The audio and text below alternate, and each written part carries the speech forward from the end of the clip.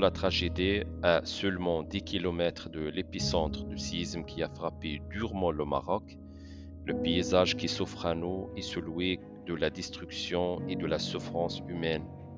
Le 9 septembre, vers 23 heures, alors que la plupart des gens étaient plongés dans le sommeil, ces régions ont été secouées par un séisme dévastateur, laissant derrière lui plus de 3000 morts et plus de 6000 blessés selon les premiers chiffres.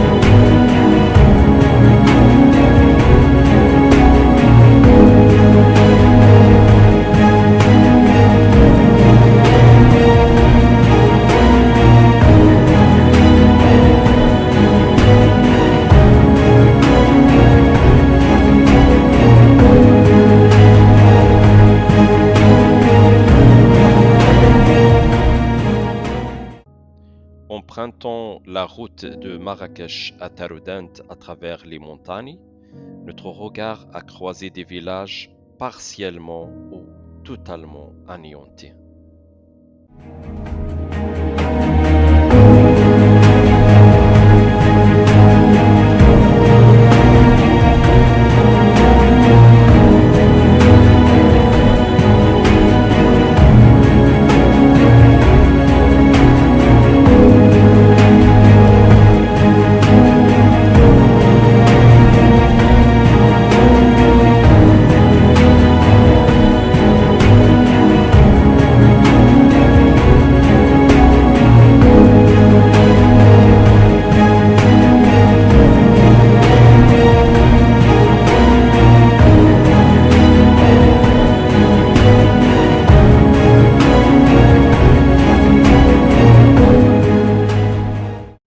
Lors de notre exploration de la région dévastée, nous avons été frappés par l'apparition des sources d'eau en divers endroits.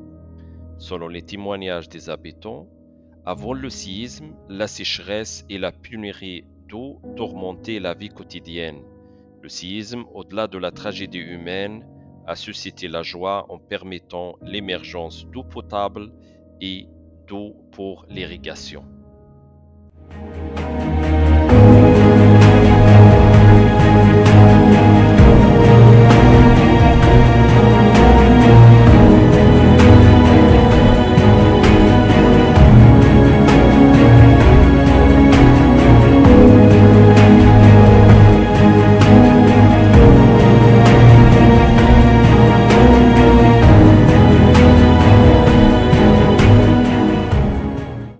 La plupart des résidents ont trouvé refuge dans des tentes fournies par les autorités marocaines et des organisations humanitaires locales et internationales.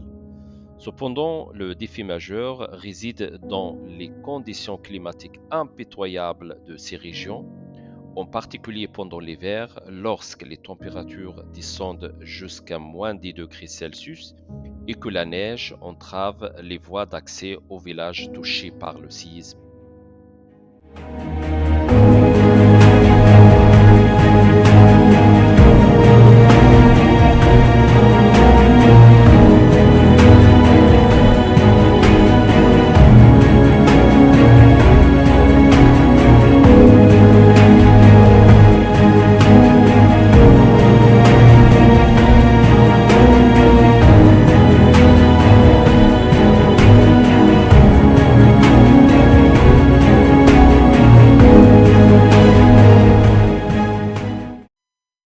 Malgré la tragédie humanitaire à laquelle les habitants de la région ont été exposés, ils vous accueillent avec le sourire et vous proposent hébergement, nourriture et boissons malgré le manque des moyens.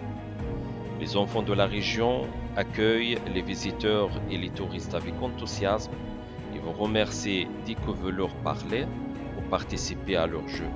Nous avons appris d'eux des leçons d'humanité, d'hospitalité et de simplicité.